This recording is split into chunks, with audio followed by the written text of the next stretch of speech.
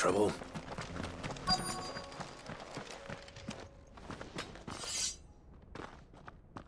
I don't see your master here, so you can start by giving us all the coppers in your purse. I already told you, I have nothing. Then maybe we'll take that pretty outfit and the steel you're wearing. Please! These men are trying to rob me!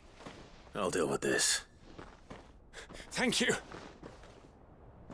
You that one's master, then? If you'd kindly pay the coin he owes us, we can pretend you didn't draw your blade on Republican soldiers. Or you can go back to your garrison and I won't report you to your captain. Oh, you're more than welcome to. He hasn't had many visitors since we slit his throat.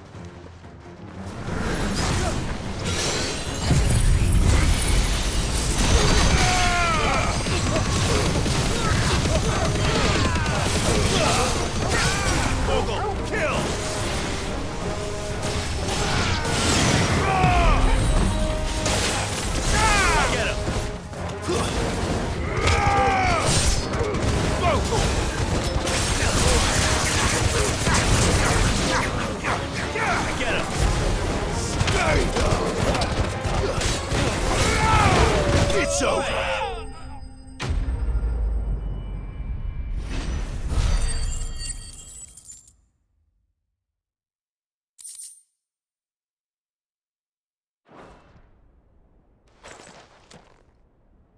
I'd expect as much from Hugo's faithful, but these were men of the fist.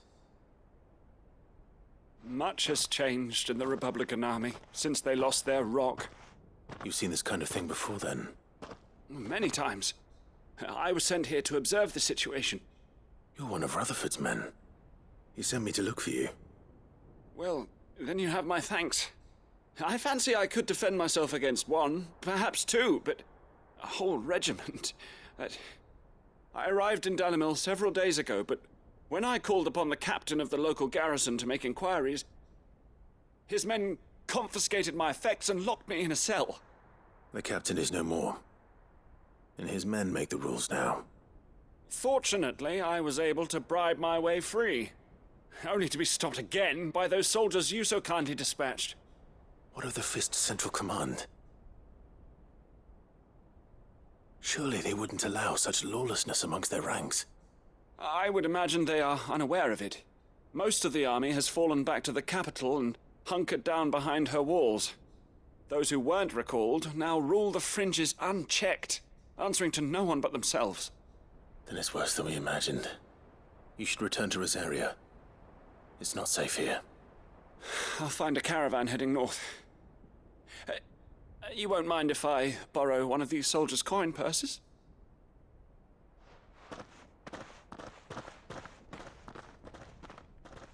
Not at all. Now, to find this second associate of Rutherford's. If he was bound for Oriflamme, I'll start at Northreach and see if I can pick up his trail.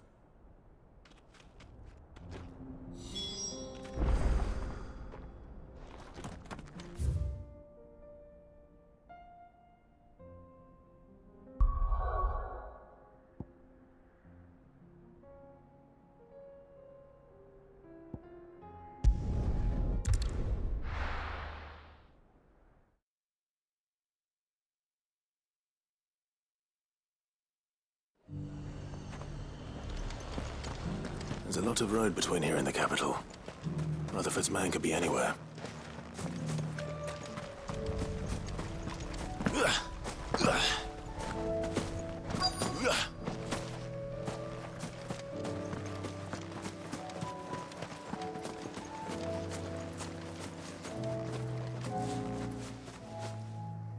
What happened here? If you're with the others, they've already relieved me of my belongings. I'm not. I'm looking for someone who was sent here by a man named Rutherford. And then you found him. I am Alistair Rockford, attendant to the Lady Ariane of House Wellesley. Of the 7 high houses of Rosaria. It's been a long time since last I saw my great-aunt. Is she well? My Lord Marquis? Yes. Yes, she is. The Lady Dowager has granted me leave to assist your Uncle Stuart. I was on my way back from the old capital when I saw some villagers being robbed on the road here. Bandits? They looked more like field hands, but it didn't matter in the end. I did what I could to help the victims, but all it earned me was a pommel to the temple. Which way did they go? South, toward the gate. All right. I'll take care of them. Founder knows I've met enough of their kind. You head back to Northreach, visit the Vale, tell them I sent you. Thank you. I shall. Founder be your shield. It was only a short while ago that I was assaulted. If you hurry south, you may find those who did this. They just couldn't resist, could they?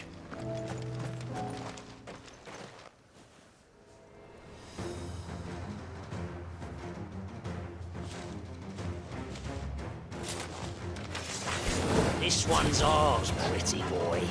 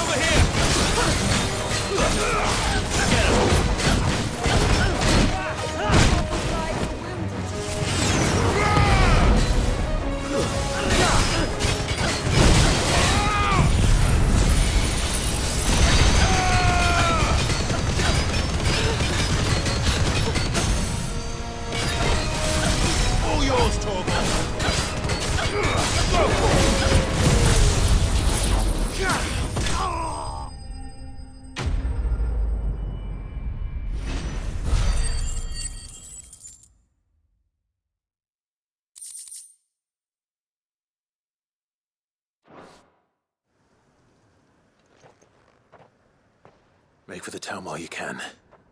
There may be more bandits nearby. You don't need to tell me twice. Many thanks, traveler. This looks to be all of them. I thought I told you to make for the Vale. And stand by as ill might befall the heir to the ducal throne. It's just Clive, and I'm fine.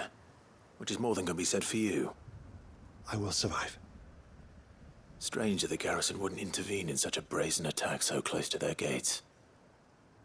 The garrison have their hands full inside the city. Some days they don't even send out patrols. There are few hands left to work the fields, and even fewer to transport the grain. The market stalls are nearly bare, and the price for what remains is exorbitant. It's not uncommon to see a fight break out over a crust of bread. When I said the ones who attacked me didn't have the look of bandits, I meant it. They were probably just desperate. Rockford, listen to me. If you are to continue your investigation, you first need to seek the attention of a healer. Of course. I shall return to Northreach right away. But allow me to thank you first. Had you not happened along, Don't thank me. Thank Rutherford. It was he who sent me. I suppose he'll be wondering where I've got to. I shall send a Bastolus as soon as I'm able. Good day.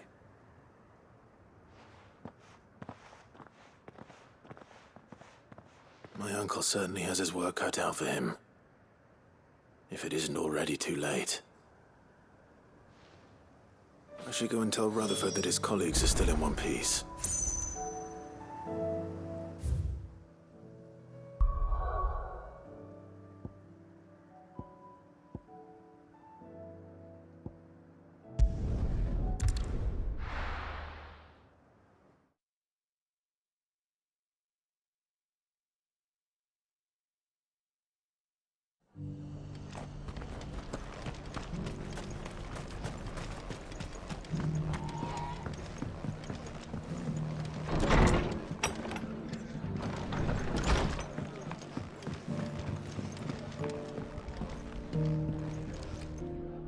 I see you're still here. The Rest's location affords a constant flow of traders, and with it, a constant flow of information. Speaking of which, I received word from both my associates. They have resumed their investigations, thanks to you. I only happened to be in the right place at the right time. They both seem to think the realm's prospects rather grim. I am afraid that grim would be putting it lightly. Storm is in crisis, and if we are to free her, we must work quickly. And we must work together. Such is your Lord Uncle's wish. As it is mine.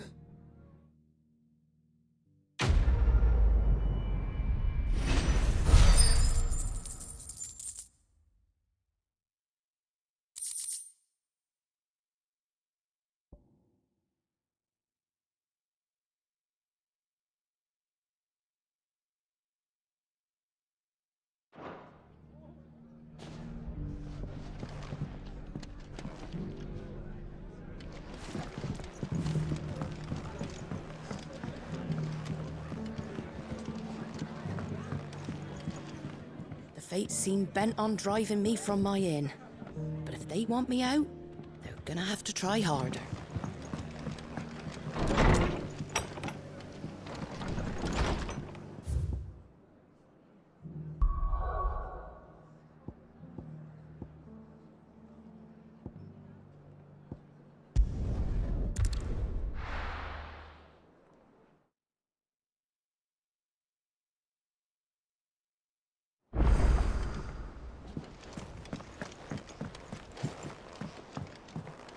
Mindless though they are, an Akashic horde large enough to besiege the free cities is not to be trifled with. We must proceed with caution.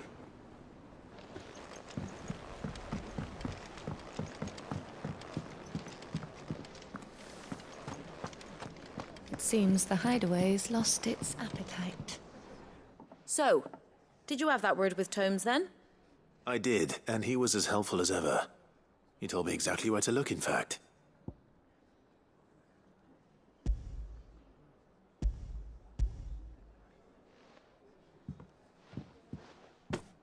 And what precisely will I be cooking up? Or is it better not to know? Blueback wyvern liver. And, a herb known as Saint's Bonnet. Ah, wyvern livers, was it? Well, at least it weren't actual worms, I suppose. Now then, you stay right where you are. I've got some cooking to do. Let's hope these grand old chefs of yore knew what they were on about.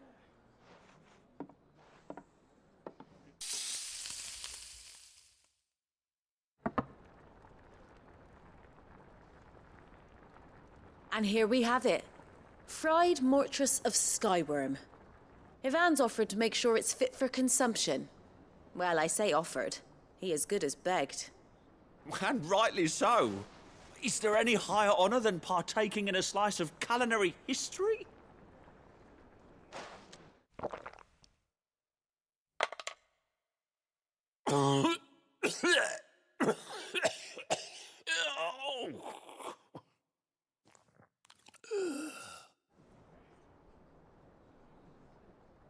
So, not fit for consumption then?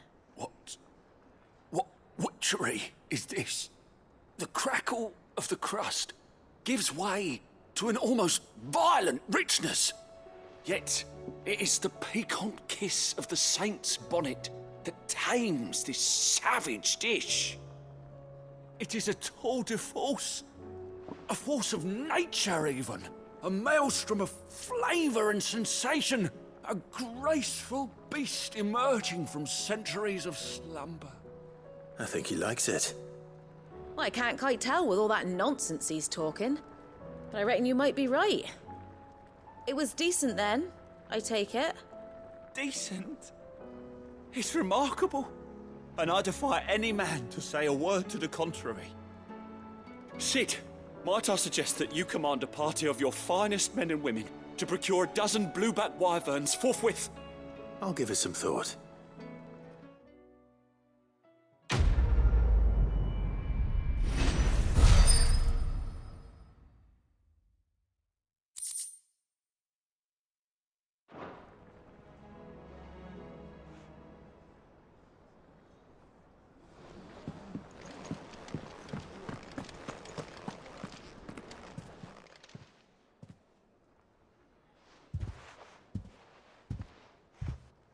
Nothing like a dish of cold vengeance to foul the gut.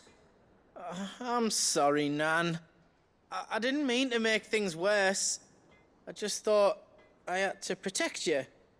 Like you've protected me. Aye, well, someone had to. Your parents certainly didn't give a whit for your well-being. Reckon the both of us would be worse off if I'd not taken you on. You've always been me right eye, Goots. And I'd have you stay that way. So don't you dare go looking for trouble again. Well, I will. If you ever need help, I'll do it again and again, and you can't stop me. Why, you big lump. Fine. Play the hero if it makes you happy. Thanks, Nan. I won't let you down.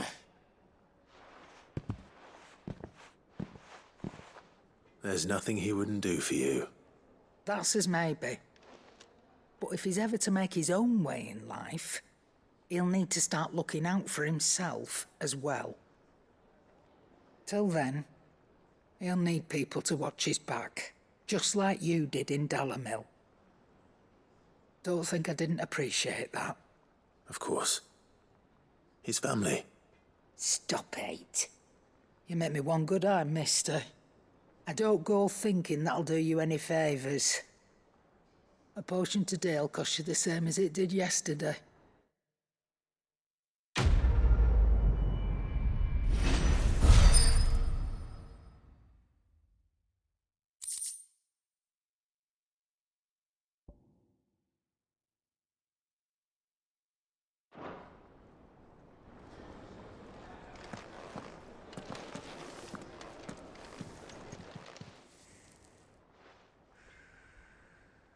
Let me tell you a story, Clive.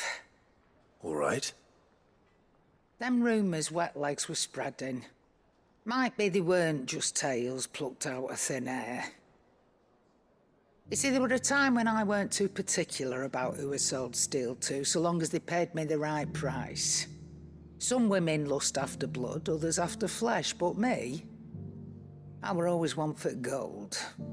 And to satisfy that lust, I sold to opposing armies, stabbed my every client in the back, made myself the most hated woman in the twins.